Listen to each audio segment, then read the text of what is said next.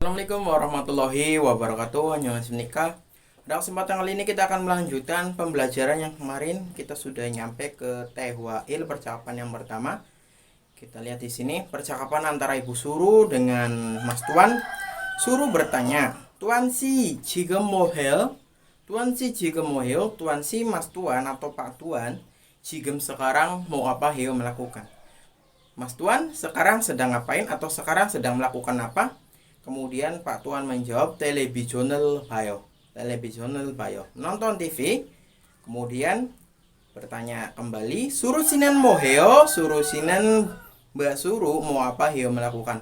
Kalau Mbak Suru sedang ngapain atau sedang melakukan apa? Kemudian Suru menjawab, 저는 지금 요리해요. 저는 지금 요리해요. 저는 saya 지금 sekarang 요리해요 memasak. Kalau saya sekarang sedang memasak. Itu antara lain percakapan antara Ibu Suru dengan Pak Tuan. Kita lihat yang sebelah kiri dulu. Si dalam bahasa Indonesia bisa diartikan bapak atau ibu, mas, mbak, saudara, saudari. Keterangan di sini kata sandang yang diletakkan di belakang nama orang atau nama keluarga dan ditujukan untuk meninggikan orang tersebut. Atau juga bisa diartikan bapak ya tadi, bapak, ibu, mas, mbak, dan lain-lain. Artinya yang bisa menunjukkan rasa hormat juga bisa. Contoh di sini, 여기는 Tuan Sieyo. Ini adalah Mas Tuan. Kemudian tergantung konteksnya, bisa juga tidak perlu diartikan atau diartikan dengan saudara-saudari. Dengan kata lain, si juga bisa tidak diartikan ya. Contoh, Minsu si 지금 뭐예요? Mas Minsu sekarang sedang apa? Atau Minsu sekarang sedang apa? Kita lihat yang samping kanan juga di sini. Al atau rel ditempelkan di belakang kata benda, muncul pada kalimat transitif sebagai partikel penanda objek. Partikel el diletakkan pada kata benda yang diakhiri dengan konsonan, sedangkan rel untuk kata benda yang berakhiran vokal. Pada saat digunakan bersama dengan kata kerja hada, el atau rel bisa dilesapkan atau dihilangkan. Contoh, 저는 점심을 먹어요. Saya makan siang, surusi는 요리를 해요. Nah, di sini surusi는 요리를 해요 karena ada kata hada di belakangnya, rel juga bisa dilesapkan ya. Contohnya, surusi는 요리해요. Bu Suru sedang memasak. Nah, penjelasan seperti itu. Mari kita lanjutkan. Kita scroll ke bawah. Kita menuju ke OWI kosakata yang kedua tentang sigan waktu. Saya sebutkan jigem sekarang, onal hari ini, oje kemarin, nail besok. Ojon dan ohu ini penanda waktu ya. Kalau ojon penanda waktu dari mulai pukul 00 sampai jam 12 siang. Sedangkan ohu seterusnya ya. Jadi jam 12 sampai jam 24. Ini penanda kata waktu ya. Jadi Anda di sana ketika ingin menyebutkan waktu, contoh jam 5 sore, Anda memerlukan kata ohu, kemudian jam 5-nya yososhi. Jadi ohu yososhi. Kemudian ada nat siang, bam malam. Kemudian sebyok subuh, kemudian acim pagi, jomsim siang, dan jonyok juga malam atau petang. Itu antara lain kosakata yang wajib Anda hafalkan untuk bagian sigan. Kita scroll ke bawah. Munbob tata bahasa yang kedua yaitu e. E dapat diartikan pada. Penjelasannya di sini apa? Kita lihat. E menunjukkan waktu terjadinya suatu keadaan, kegiatan atau gerakan.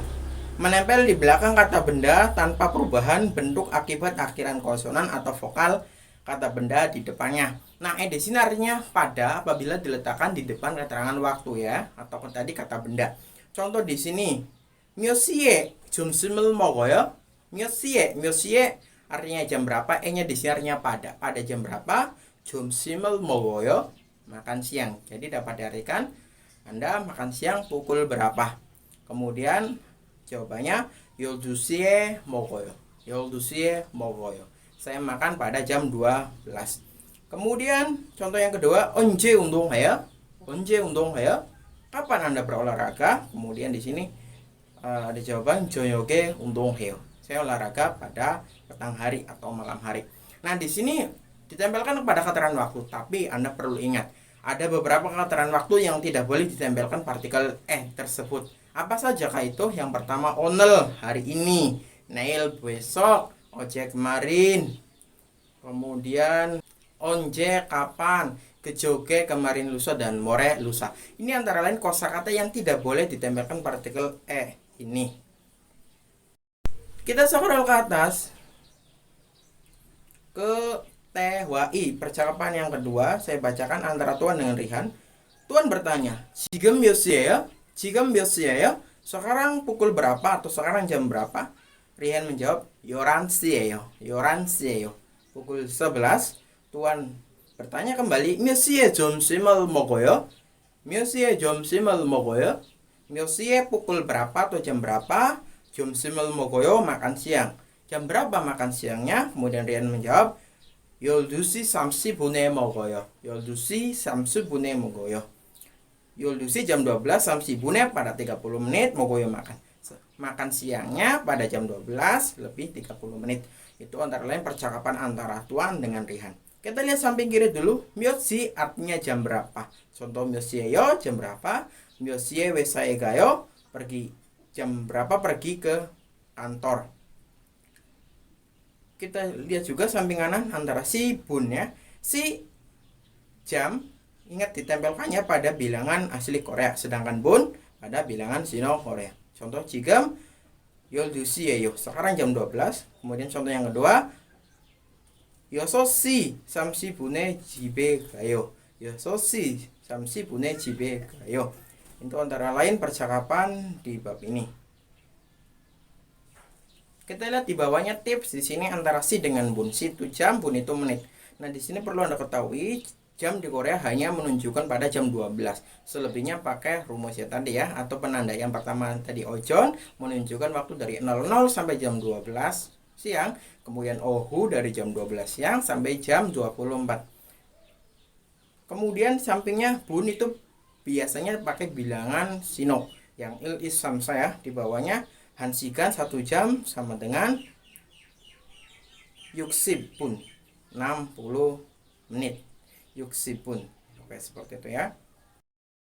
Kita scroll ke bawah ke bagian paling akhir yaitu munwa. Nah, di sini munwanya saya bacakan judulnya 출근 시간을 지킵시다. 출근 시간 waktu masuk kerja. 지킵시다 mari mentaati. Mari mentaati waktu masuk kerja. Yang pertama, kalimat pertama, 출근 시간 10분 전에는 직장에 도착해야 합니다. 출근 시간 waktu masuk kerja 10분 10 menit 전에 sebelum 10 menit waktu masuk kerja 직장에 di tempat kerja 도착해야 합니다 harus sampai. Jadi sebelum 10 menit waktu masuk kerja Anda diwajibkan harus sampai di tempat kerja. 출근 시간이 9시 라면, 출근 시간이 waktu masuk kerja 9시 라면 kalau jam 9. Kalau waktu masuk kerjanya jam 9, 8시 50분쯤 도착해야 합니다. 8시 50분, jam 8 lebih 50 menit, jam kira-kira 도착해야 합니다 harus sampai. Jadi Anda harus sampai di tempat kerja jam 8 lebih 50 menit. Itu kalimatnya. Dan kemudian 그리고 일할 준비를 하는 곳이 좋습니다. 그리고 dan kemudian iral yang akan dikerjakan.